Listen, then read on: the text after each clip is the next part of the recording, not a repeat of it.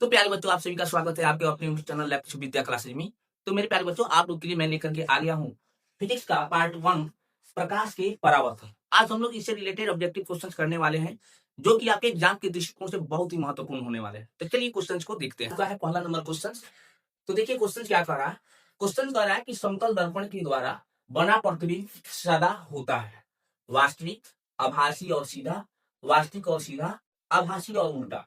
तो आभासी और सीधा होता है, ऑप्शन नंबर बी होगा। अगला क्वेश्चन देखते हैं।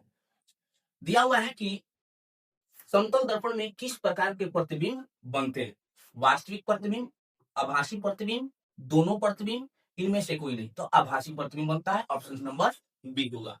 नेक्स्ट क्वेश्चन देखते हैं। कह रहा है क्वेश्चन की प्रकाश की किरणों के सरल रैखिक गमन का अनुप्रयोग है सूर्य ग्रहण में, चंद्र ग्रहण में, तारों के चमकने में, क और ख दोनों। तो इसका आंसर होगा डी, क और ख दोनों। अब क्वेश्चन है कि किसी वस्तु की छाया तभी बन सकती है तब प्रकाश की किरणों की गमन करे सीधी रेखा में, टेढ़ी रेखा में, किसी भी दिशा में, इनमें से कोई नहीं। तो सीधी रेखा में, ऑप्शन ए आपका राइट आंसर होगा। अब क्वेश्चन है कि प्रकाश स्रोत के सामने हरे रंग की छड़ी को खड़ा कर रख देखने पर उसकी छाया कैसी होगी, लाल रंग की, हरी रंग की, काली रंग की, पीली रंग की। तो काली रंग की, ऑप्शन नंबर सी होगा। अब क्वेश्चन है कि किसी प्रकाश स्रोत के सामने एक रुकावट रख देने पर बनती है छाया, उपछाया, कुछ भी नहीं, क और ख दोनों। तो क और ख दोनों होगा, ऑप्शन नंबर डी। अब क्वेश्चन है कि प्रकाश स्रोत के सामने एक गेंद को रखने पर उसकी छाया कैसी बनती है, ठोस गोल, वृत्ताकार, त्रिभुजाकार, चौकोर। तो वृत्ताकार, ऑप्शन बी होगा राइट आंसर। अगला क्वेश्चन है कि दृष्टि के भौतिक अनुभूति को कहा जाता है प्रकाश, ध्वनि, तरंग, इनमें से कोई नहीं। तो क्या होगा, प्रकाश होगा, ऑप्शन ए। अगला क्वेश्चन है कि प्रकाश एक रूप है शक्ति का, ऊर्जा का, कार्य का, बल का। तो ऊर्जा का, ऑप्शन नंबर बी होगा। अब क्वेश्चन है कि किसी माध्यम में प्रकाश की किरणें माध्यम के कणों को गर्मी करती है, प्रकाशित करती है, माध्यम के कणों में गति प्रदान करती है, क ख एवं ग तीनों। तो क ख एवं ग तीनों होगा, ऑप्शन नंबर डी आपका राइट आंसर होगा। अगला क्वेश्चन है कि प्रकाश किस ऊर्जा का रूप है, विकिरण ऊर्जा का, यह एक बल है, क एवं ख दोनों की क कोई नहीं। तो विकिरण ऊर्जा का होगा, ऑप्शन नंबर ए।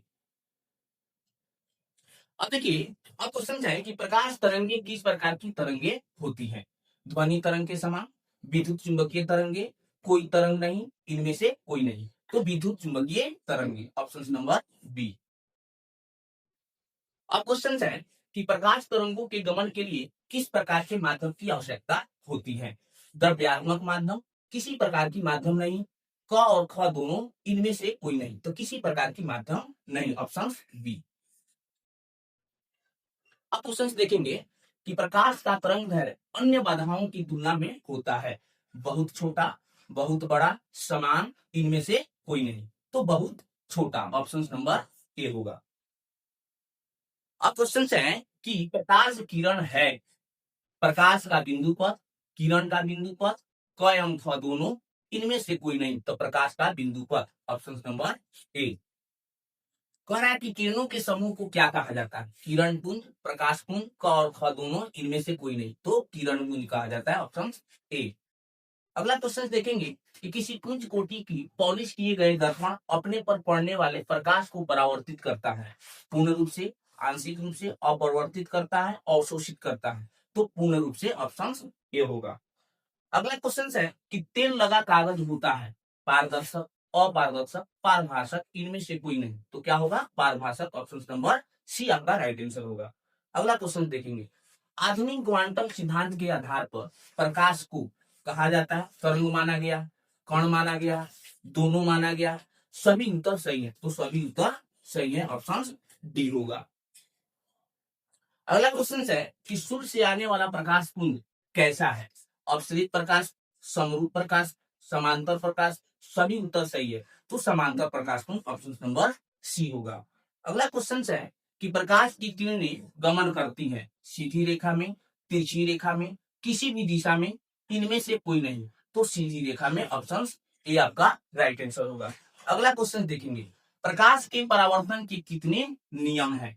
1, 2, 3, 4। तो आप सभी जानते हैं कि 2 होते हैं। ऑप्शन नंबर बी आपका राइट आंसर होगा। अगला क्वेश्चन है कि फोकस पर अभिसारित करने वाला किरण पुंज परावर्तन के बाद समानांतर हो जाता है। अवतल दर्पण से, उत्तल दर्पण से, समतल दर्पण से, इनमें से कोई नहीं। तो वह हो जाएगा अवतल दर्पण से। ऑप्शन नंबर आपका ए जो होगा राइट आंसर होगा। अगला क्वेश्चन है कि एफ बराबर आर बाई 2 सत्य है केवल अवतल दर्पण में, उत्तल दर्पण में, क और ख दोनों में, समतल दर्पण में। तो कहेंगे कि अवतल दर्पण, उत्तल दर्पण दोनों में, अर्थात क और ख दोनों होगा। Option number C. अगला क्वेश्चन है कि किसी बिंब का अवतल दर्पण द्वारा बना प्रतिबिंब आभासी, सीधा तथा बिंब से बड़ा पाया गया वस्तु की स्थिति कहाँ होनी चाहिए? मुख्य फोकस एवं वक्ता फोकस के बीच, वक्रता केंद्र पर, वक्रता केंद्र से परे, दर्पण के ध्रुव तथा मुख्य फोकस के बीच। तो ऑप्शन नंबर डी होगा आपका राइट आंसर। अब क्वेश्चन है कि दर्पण की चौड़ाई को दर्पण का कहा जाता है? फोकस, द्वारक, ध्रुव, इनमें से कोई नहीं। तो द्वारक कहा जाता है। ऑप्शन नंबर बी आपका राइट आंसर होगा।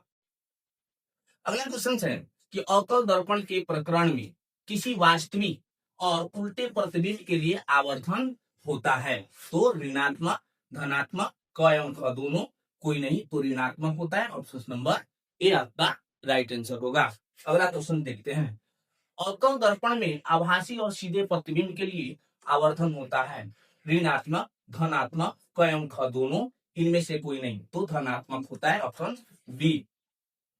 अब क्वेश्चन है कि नई कांटे चिन्ह परिपाटी के अनुसार दर्पण के सामने रखे गए बिंब दूरी ली जाती है। तो धनात्मक, ऋणात्मक, कभी धनात्मक एवं कभी ऋणात्मक, इनमें से कोई नहीं। तो वह होता है ऋणात्मक। Option B. अगला क्वेश्चन देखते हैं।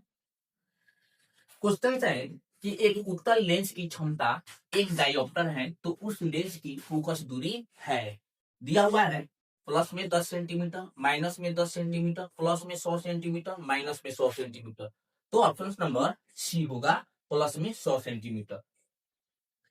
अगला क्वेश्चन देखेंगे, उत्तल दर्पण के प्रकरण में दर्पण द्वारा प्रतिबिंब सदैव आभासी एवं सीधा होता है, अतः आवर्धन होगा धनात्मक, ऋणात्मक, धनात्मक और ऋणात्मक दोनों, इनमें से कोई नहीं। तो धनात्मक होगा। Option A.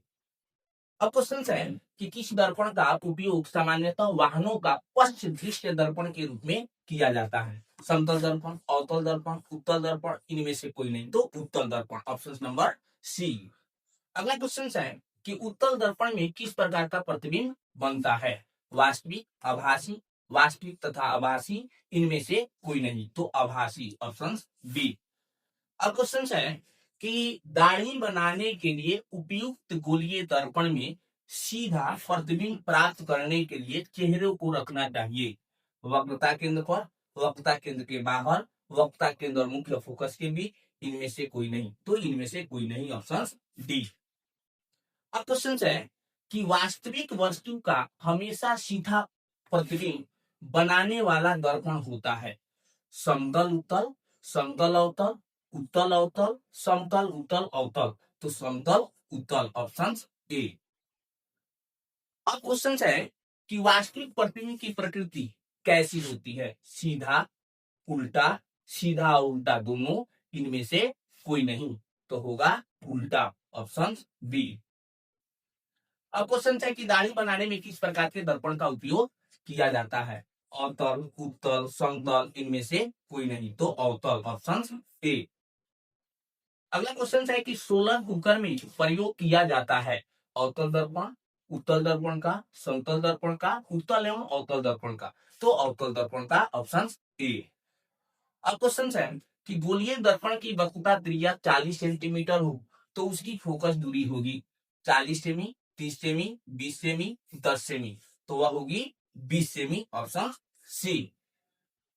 अगला क्वेश्चन है कि मुख्य अक्ष दर्पण के ध्रुव पर अभिलंब है, 45 डिग्री के कोण पर झुका है, कि 180 डिग्री के कोण पर झुका है कि 135 डिग्री के कोण पर झुका है। तो अभिलंब है ऑप्शन ए।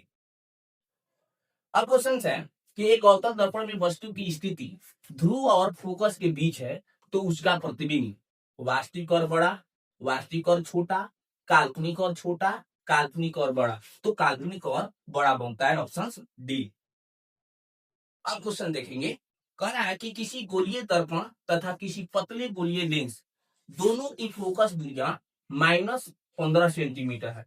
तो दर्पण तथा लेंस संभवतः है दोनों अवतल, दोनों उत्तल, दर्पण अवतल तथा लेंस उत्तल, दर्पण उत्तल तथा लेंस अवतल। तो दोनों अवतल, ऑप्शन ए। अब क्वेश्चन देखेंगे, कह रहा है कि मुख्य अक्ष के समांतर चलने वाली प्रकाश की किरण अवतल दर्पण से परावर्तन के बाद मुख्य अक्ष के एक बिंदु से होकर गुजरती है, तो इस बिंदु को कहते हैं वक्रता केंद्र कहते हैं, प्रकाशीय केंद्र कहते हैं, फोकस कहते हैं, इनमें से कोई नहीं। तो फोकस कहते हैं, ऑप्शन सी। अगला क्वेश्चन है कि किस दर्पण का दृष्टि क्षेत्र बड़ा होता है? अवतल दर्पण का, समतल दर्पण का, उत्तल दर्पण का, परवलयिक दर्पण का। तो उत्तल दर्पण का, ऑप्शन सी। अगला क्वेश्चन है कि गोलीय दर्पण की फोकस दूरी उसकी वक्रता त्रिज्या की होती है, दुगुनी होती है, आधी हो जाती है, चौगुनी होती है, इनमें से कोई कथन सत्य नहीं है। तो आधी हो जाती है, ऑप्शन बी। अब क्वेश्चन है कि निम्न में से किस दर्पण की फोकस दूरी धनात्मक होती है? समतल दर्पण, उत्तल दर्पण, अवतल दर्पण, इनमें से सभी।